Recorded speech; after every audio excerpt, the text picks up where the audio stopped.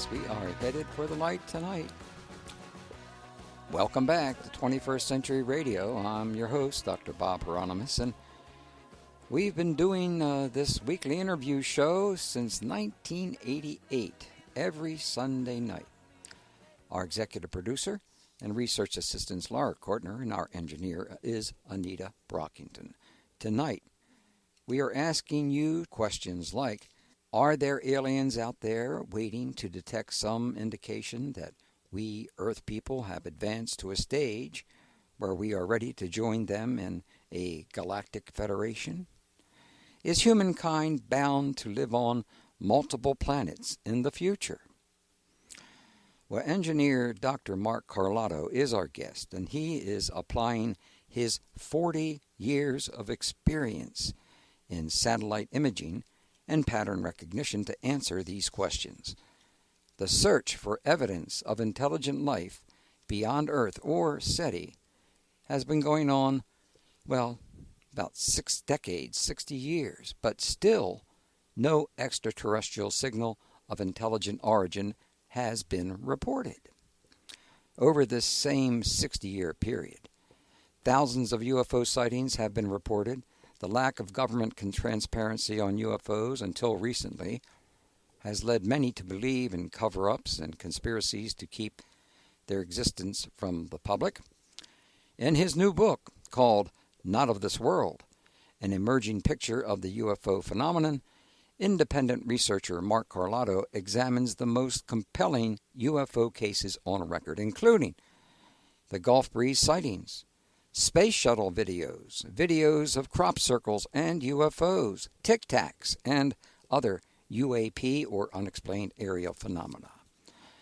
Dr. Mark Carlotto is an engineer, scientist, and author with 40 years' experience, as we've already said, in satellite imaging, remote sensing, image processing, and pattern recognition. He received his Ph.D. or his Ph.D. in electrical engineering from Carnegie Mellon University in 1981.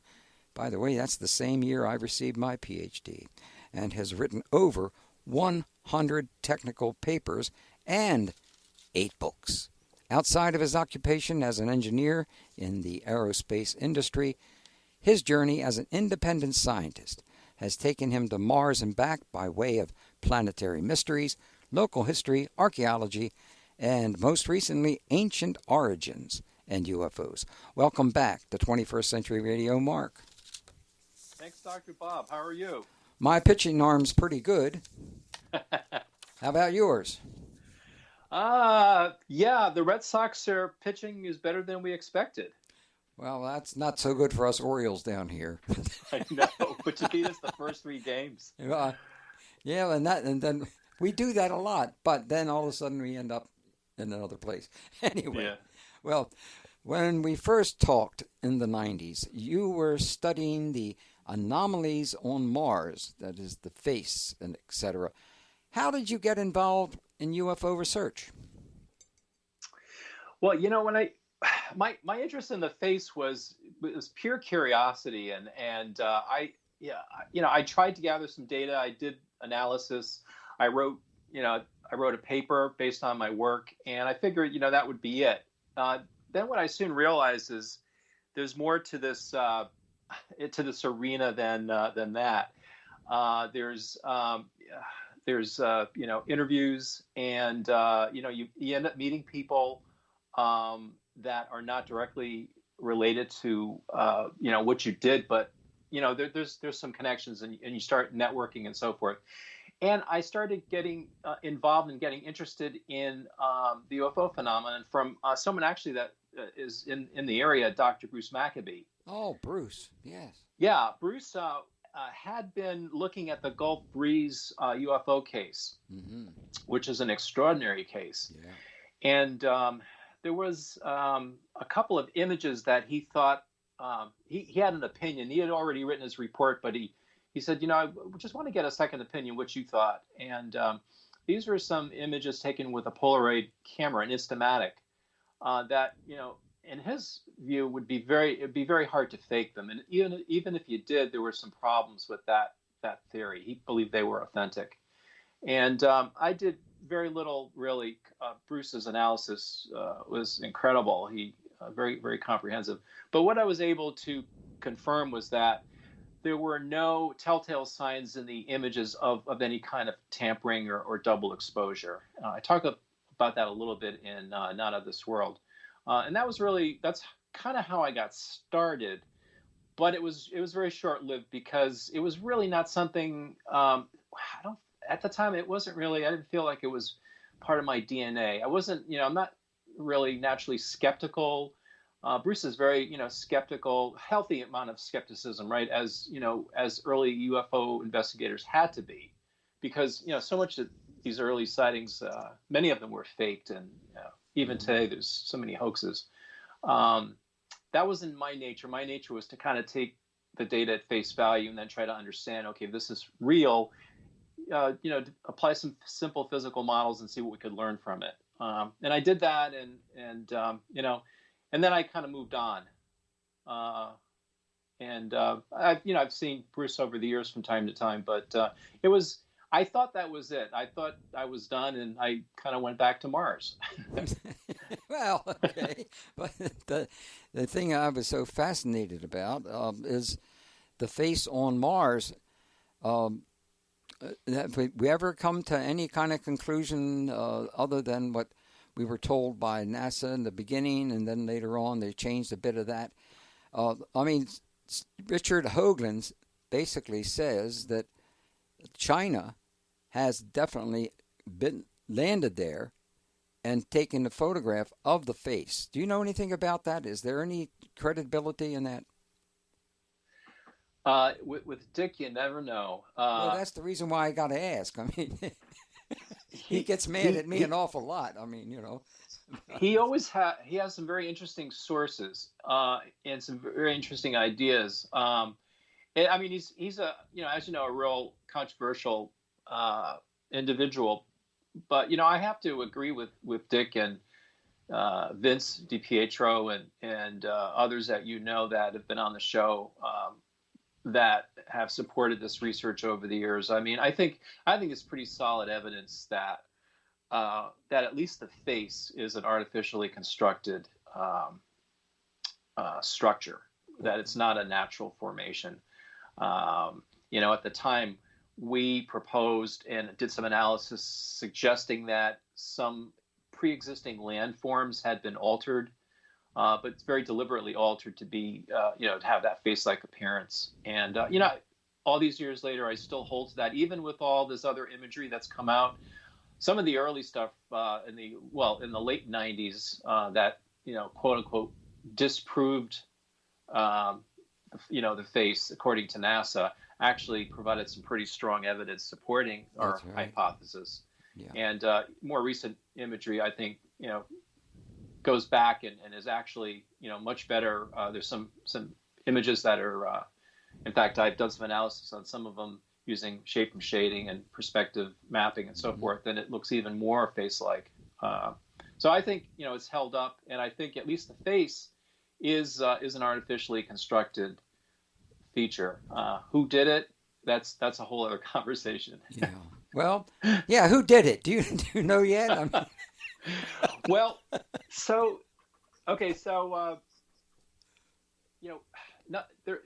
everything is kind of connected, and in my new book, Not of This World, there are connections to the Mars research, and in particular, the whole question of if it. Okay, there's four possibilities. Okay, the face could be a natural formation, so no big deal. Or if it is artificial, it could have been built either by native Martians, an indigenous civilization that developed there, or by extraterrestrials, or by ancient aliens from Earth, let's call them. Mm-hmm. And NASA is very, very, very much against the idea of an advanced civilization in the form of, visitors, extraterrestrial spacecraft and so forth, and extraterrestrial archaeology. That's totally out of the question for them. So, as far as NASA is concerned, there's no way aliens could have constructed a face on Mars because, hey, UFOs don't exist. So if UFOs don't exist, how could there be a face on Mars? They also are clear that Mars didn't have conditions suitable for life to have developed. Wasn't Earth-like long enough. Early on, it was. Early on, it had an atmosphere and water, but as you know, over time, it lost that. And most would say it didn't exist in a suitable state long enough for any kind of indigenous life to develop, evolve to create, something like the face. So then if that's the case, we're only left with one possibility: is it was built by ancient aliens from Earth. And so that's kind of where I'm at right now. We could talk about that more if you want, but that actually gets more into my, we talked a few months ago about Before Atlantis, which was my parallel research I'm doing on ancient civilizations. The reason why I focused on this is that I did an art piece. I'm an artist, and I did a piece for a dear friend of mine, Sir George Martin, of the Beatles. We worked together for a while, and on it I put the Mars face and the other little pyramids that are sitting around there, and I'm just getting ready to let people know about that again, posting it somewhere else, and I've heard from Hoagland that supposedly China's been there, photographed it, and it's okay. And so I didn't want to necessarily post this if I didn't think it was real. But I've always thought it was real. But anyway, so now I won't be embarrassed. And if they yell at me, I'll just say it's your fault. Okay? Yeah. Okay. No. Okay. I mean, it is what it is. It's definitely there. Yeah. It's been imaged a number of times, right? So it's not like a photo. It's not like an artifact or a piece of lint on the film or something like that. It's it's some of the you probably talked to researchers over the years about some of the lunar anomalies, and some of the early claims from Apollo and lunar orbiter back in the 60s that some of pictures showed towers and glass structures on the moon. A lot of those, I believe, are artifacts or film defects and scratches and things of that sort. Mm-hmm. But I mean, the face is quite large, and it's been imaged a number of times, and it's it's there. What it is still TBD. Yeah. I don't think we have to take China's word. I think Elon Musk will get us there in a few years, and we'll find out for ourselves. Well, I have to believe he's curious enough that even if NASA isn't too keen on him going there, he'll prevail and have an expedition to Cydonia to determine if it's artificial or not. I'm sorry, but I got to ask this other question here. What about helium-3? Is it what China is talking about? All the emphasis they're putting on helium-3 for power in the future? Well, I think that's on the moon, right? Moon, yes. Yeah. But we can put it on Mars too. Yeah, I guess. I guess there's enough of it on the moon to make it worthwhile. You've probably talked to John Brandenburg. John probably knows more about that than I do. Yeah. Okay. We got break time here on 21st Century Radio. When we come back, we're going to ask you an important question, such as how do you approach the study of UFOs? Will you straighten that out for us? I'll try. Good going. All right. Time out here on 21st Century Radio with our guest, Dr. Mark Carlotto, Ph.D. His new book is called Not of This World, an emerging picture of the UFO phenomenon, published in 2021.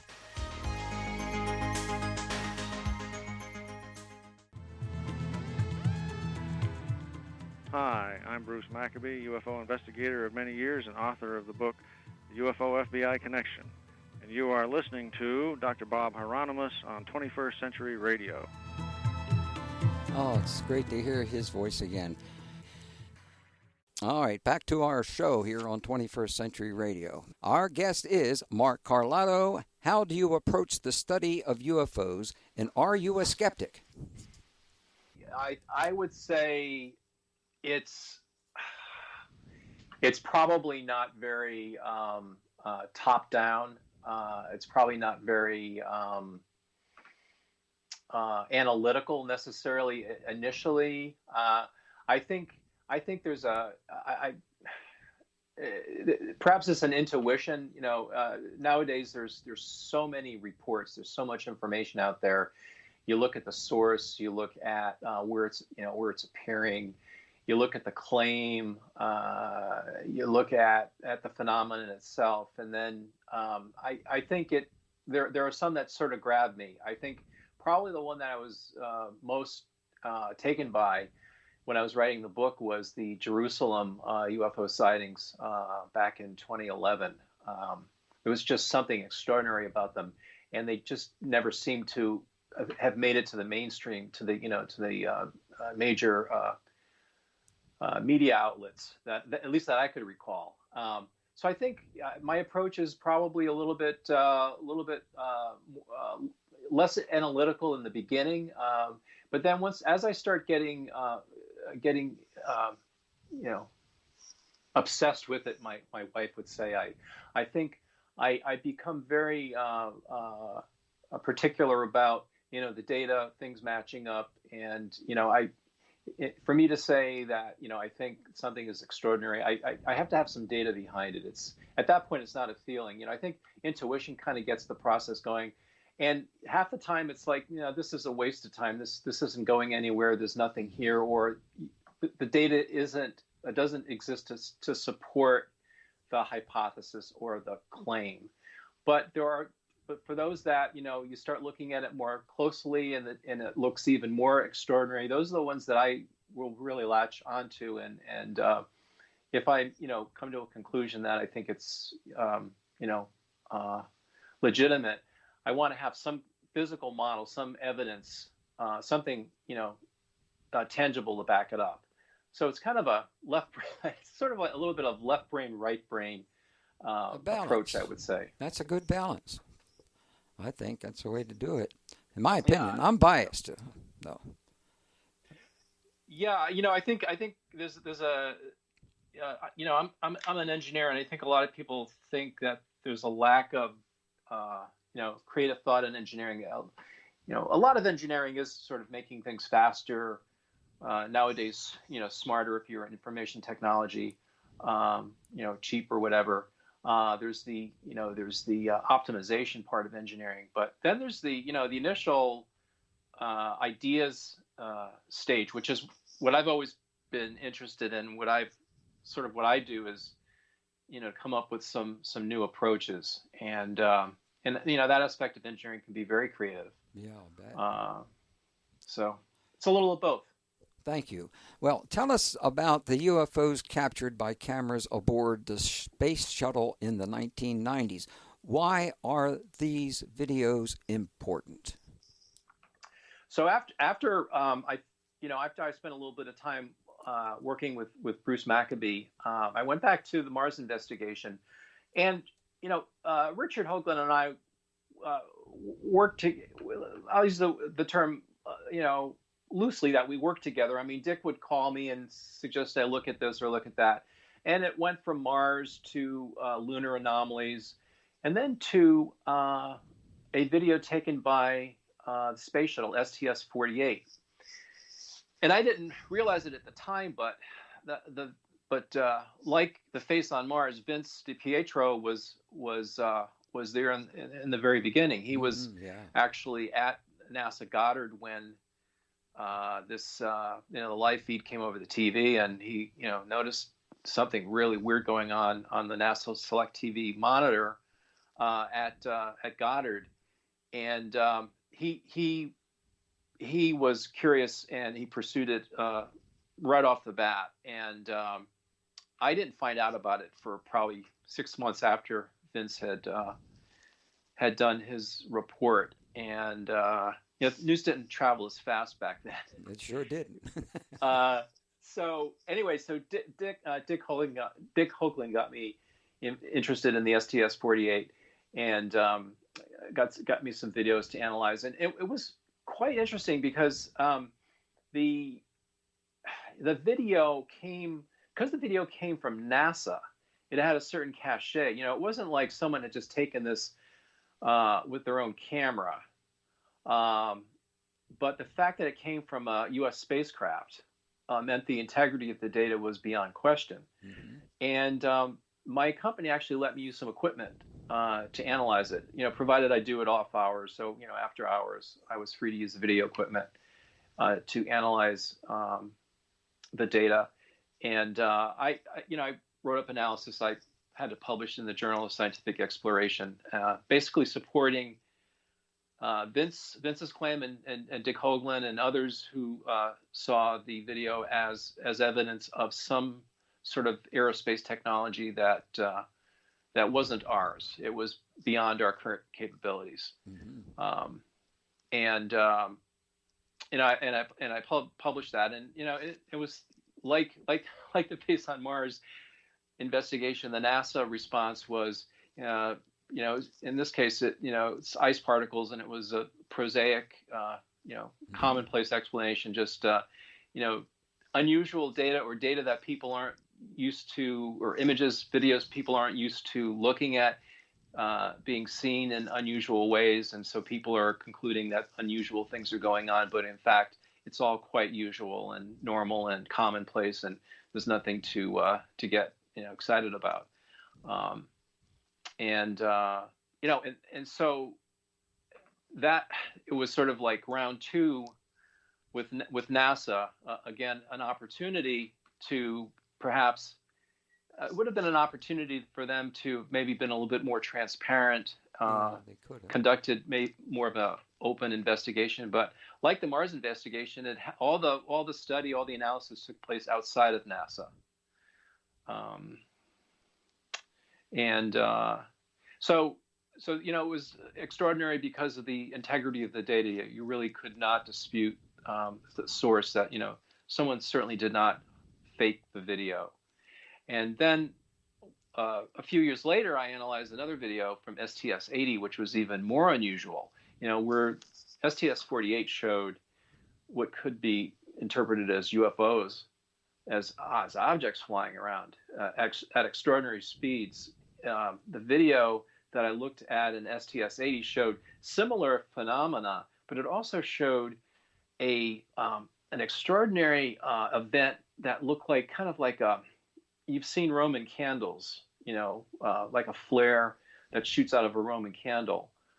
Well, this event, a similar thing appears in the space shuttle video several minutes before a segment that pretty much all the NASA folks and others had looked at, and NASA said, well, these are just ice particles, and others on the other side,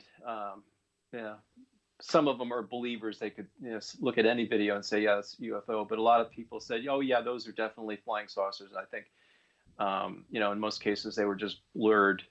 The camera, there were objects real close to the camera that appeared blurry, and so that part of the video was there was really nothing going on there. But if you look a few minutes before that, there's this event that took place that no one ever talked about. In fact, I just did an Ancient Aliens. This is 30 years later, we're just talking about this, and I show it on the. I did a little demo to show exactly where this occurred and why it's so extraordinary. 'Cause when you take the imagery that the video images that the shuttle captured, and you map them down to the ground, you can do that with Google Earth. We couldn't do that back in the 90s, but you could do it now. And so you can actually see how far this thing travels in a fraction of a second. And you have an object that looks like a flare from a Roman candle moving at about the speed of a bolt of lightning. It's what is this? Mm-hmm. Well, you say you started this book back in the 1990s. Why did it take so long to complete? So this is where I was at in the 90s, and I thought these videos were pretty extraordinary, but I started writing a book. I realized there's not enough here for a book. I don't even know what this means. So I started it, and I put it away, and I kind of burned out, if you will, on UFOs, on the Mars investigation, and I got involved in some projects near where I live related to local history and archaeology, and I totally checked out for about 10, 15 years. And I actually thought I had permanently checked out of the UFO arena. When I started writing before Atlantis, I was purposely avoiding the whole ancient aliens hypothesis. It was like, or ancient astronauts hypothesis.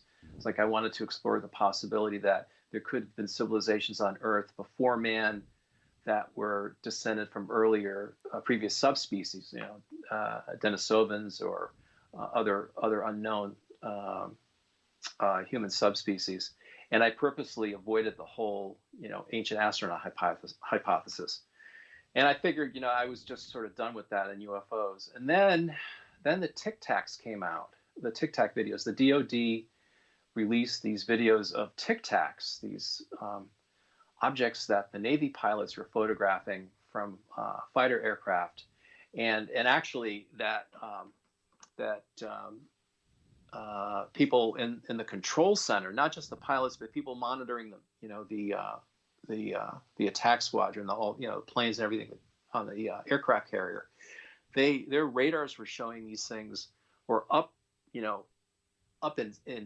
low Earth orbit, so in outer space, 100 miles up, and they were going from low Earth orbit to tens of thousands of feet above the surface in a fraction of a second. Like you could take a laser pointer and shining it here, and now you're shining it there. Yeah, they were moving that fast, and so this, I didn't really know how to process it. I again, because it was the Navy was releasing the data. It's like, okay, we could take the whole conspiracy and hoax angle out, because that's not something I feel that's all counterproductive. I don't want to get involved in the conspiracies and all that stuff. I think it's I mean, other people are doing it, and I'm not particularly interested in it. I think you can spend a lot of energy sort of spinning your wheels on it. So again, it was the case that, hey, the government's releasing this data, and it seemed like, people talk about disclosure. It seemed like the government was finally disclosing that there is some sort of a phenomenon that they don't understand, and it almost seemed like it was like, hey, we don't know what this thing is, and it seemed like it was a turning point. So I started thinking about the whole problem again, and I realized I had a couple of other cases that I had been working on. People had contacted me about that. I sort of wrote up and gave them some slides for conferences and stuff. I really wasn't actively participating. And I looked at all this again, and I thought, well, okay, are there other sightings that corroborate the Tic Tacs? And I found the Jerusalem UFO sighting, and I did an analysis of the video, and I concluded from that, hey, these objects are moving, they're accelerating just as fast as the Tic Tacs. And this is an object in the Jerusalem UFO videos. There were 4 observers that videoed an object ascending from a point west of the old city, moving towards the Temple Mount, hovering, flashing, and then taking off, literally flying out of sight in a fraction of a second. And because, of course, no one could explain it, it's like, well, it's got to be a hoax, right? Well, but if you do the math and you look at, and you're able to actually do it with some of the videos, actually figure out what the physical distances are, you're getting accelerations that are comparable to what the Navy pilots were measuring. Whoa. So it's like, this is kind of interesting. Yeah. So anyway, so that long answer to your question, that kind of got me back into it. I realized that there was something, there is something that is beyond our ability to understand. There's a real mystery out there. It's, people talk about the unknown. The moon is unknown, Mars is unknown, the oceans are unknown. I kind of see that's sort of unknown with a small letter U. I think the UFO and the UAP situation is unknown with a capital U. I think it's the same U that the same capital U that's behind related things having to do with paranormal, near-death experiences, spiritual experience. I think it's a different reality that we're being forced to recognize. Now we can't explain it as just some other physical phenomenon that's unknown with a little u. It's unknown with a big U because you can't explain the phenomenon using any conventional language or framework. Well, and then of course you're so polite because you're not mentioning any of the people that work in UFOs that can just drive you crazy. You've been very kind towards some of these people, and I think that's one of the reasons why it would turn anyone off for a while to get away from UFOs. I know many researchers who have. It's because they become very uncomfortable with all the ifs and the exaggerations, et cetera, et cetera. It's a very edgy community. I have, like I did after I wrote Before Atlantis, I have a blog and I post research on beforeatlantis.com, and similarly with Not of This World, I have a website and blog, Not of This World, UFO, one word, .com, and I post updated research on that. And when I have a new article, I'll post it on Facebook, half a dozen different groups to get it out there for people to become aware of. And for the most part, when I post something on ancient mysteries, on some new alignments or some new insights into ages of pyramids or alignments or something having to do with ancient mysteries, I would say 99% of comments are and feedback is constructive, or at least polite, or civilized. And you look at the Facebook pages for various UFO groups, and it's really shocking. There's so little serious critical thought, and very little on some of these sites. Very little decor. They will just they're rude, and it's just very interesting. But still, you got to get the stuff out there. You write a book and you got to post it. And you tell people about it, and a lot of the feedback you get is really not particularly useful. It's not very helpful. It's not very thought out. Sometimes people, all they do is they look at the title and a picture, and they make some conclusion about what you've written, and it has absolutely nothing to do about that. So. We got a conclusion right now to take a break here on 21st Century Radio with our guest, Dr. Mark Carlotto, Ph.D. And, of course, you can find these links on Facebook page for 21st Century Radio, Not of This World, UFO.com. And you can listen to our previous shows by subscribing to and sharing 21st Century Radio on the YouTube. That's right, we are on YouTube right now.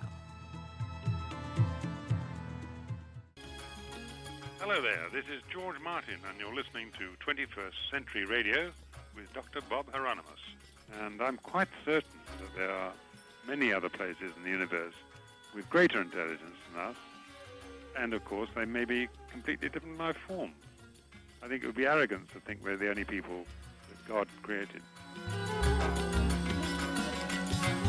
Well, boy, it's good to hear from George again here. It's been quite a while as he's passed on. All right, our guest, of course, is Dr. Mark Carlotto, a FUD, an engineer with 40 years experience in satellite imaging and pattern recognition. How does Not of This World differ from your last book, Before Atlantis? I think we talked about it last September. Yeah. So in Before Atlantis, I I started with a completely different premise, I think, than in Not of This World. In Before Atlantis, I wanted to explore the possibility that ancient civilizations, advanced civilizations, could have developed on Earth and have been lost, and that these civilizations could have developed indigenously. In other words, from prior earlier species, subspecies like Denisovans or other species, and so it was sort of a departure from my earlier work on the face on Mars, looking at the possibility of features on Mars having been constructed by extraterrestrials or something of that sort. I took I went 180 degrees and went in the opposite direction. And I think it's useful to kind of see, based on the evidence, where does that take us without any kind of, as aliens are kind of, because they're so outside the box, it's almost like a deus ex machina in the sense they can kind of swoop in and, they can almost do anything, right? It almost it changes. It almost changes. It's almost like the game doesn't have any rules anymore, if that's the case, or at least the game that we're playing in terms of trying to investigate these mysteries. So in Not of This World, I realized that, and this was evolving from looking at the Tic Tacs and other cases, that there really are things that we can't explain, and in fact we're seeing them every day. It's not, there are stories from the Bible, the wheels of Elijah and Ezekiel and the Book of Enoch and the Watchers, and so many examples of extraordinary phenomenon that couldn't be explained in the language of the day. And Eric von Däniken and others interpreted that as well. They must have been ancient aliens, extraterrestrials from another planet. In fact, that's still the theme on the TV series Ancient Aliens. It's still, that's the hammer that everything out there is an extraterrestrial, and so that's kind of the direction I started out with in Not of This World, but then I realized there was more to it than that. And specifically, you couldn't really reconcile that whole conclusion with, on the other hand, what the SETI people have found or have not found after listening to radio signals for 60 years. There's no radio signals out there, at least none that have been conclusively determined to be artificial. Or extraterrestrial, and of intelligent origin, and so in trying to reconcile the two, it seemed like, well, if the UFO phenomenon seems to be a real thing, it seems to be something that it's been experienced, reported for thousands of years. People are every day collecting, tens, hundreds, probably thousands of cell phone videos of events they can't explain. So it's a real thing, yet there's no radio signals. Why?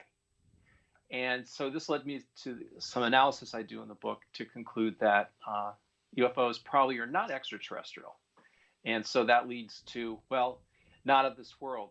In the world in the kind of the Greek sense of the universe, of the physical universe. And that's kind of where that's the direction that's the direction I'm headed at the end of the book. And I present some preliminary ideas, but it's way beyond my pay grade and my education. And I think maybe even the state of knowledge, of humankind to know. But I think it's, like I said earlier, I think that's the unknown with the capital U. And so it was, Not of This World is 180 degrees away from Before Atlantis. And so you got two directions. The truth's got to be somewhere in between. Yeah, well, that's reasonable and it's logical. Instead of jumping to lots of conclusions, which can drive me crazy every time I go through this with a lot of people who are just getting involved in this over time. And I right. and the some of the some of the research go back to Hogan was pretty good, and yet he caused some real difficulties amongst groups and things of that nature, competing with one another, which I thought was unfortunate. Didn't need to happen that way. Yeah, a lot of times it's human ego. I mean, we all have it, and we all want to be right. We want to be first. We want to, and when if someone attacks you, or discredits your hypothesis, you take it personally. It's like, I think it's going to take a village to figure this out. It's going to take all of us, working at it in different ways. And, I'm not trying to earn a living doing this. I think as you get older, you have the luxury of maybe working on things that you want to and approaching things in the way you want to without being limited to, having to sort of toe the party line or, make a certain group of people happy. And, of course, some people out there take great joy in getting people upset and becoming controversial because, hey, right, controversy sells and gets everyone's attention. I'd rather just, I try to approach it objectively and try to offer up some new information, some new insight. It's not totally thought out. This is very organic. I have to say, my when I was writing the book, it's like, okay, what am I going to do for a cover? And my daughter's an artist. I have a lot of artists in my family. My wife's an artist, and 2 daughters are artists, art teachers. And it's like, could you do a cover for my book? And I explained it to Katie. She says, oh yeah, I know exactly what you mean. She came up with the cover of the book. It was like, I don't know how long it took her, probably an hour or two, real quick. And it's like, I love it. And she had taken fortunately high resolution photograph with her cell phone of it. And she said, yeah, Dad, it's just preliminary. I need to work on it some more. But it was very, it's very organic, very sort of, it's emerging. It's very sort of, it's rough. And the more she worked on it, it's like, I think I like the original drawing, original painting. It's an acrylic on canvas. I like the original best. 1 minute before a break, so keep going. Yeah. And so anyway, so this is her first cut. The other ones I said, yeah, they're good, but I like the first cut the best. So my daughter did the cover from the book. Well, it's just interesting. But no, it really is, because I'm trying to figure out of this very large blue area. Obviously, must be another type of planet. Is that true? And then in the middle you have something that could be a UFO. And whoops, we're out of time. Well, we'll come back a little later on and talk some more about this cover. Okay. Our guest, of course, is Dr. Mark Carlotto, Ph.D., and the book is Not of This World, an emerging picture of the UFO phenomenon. For the king.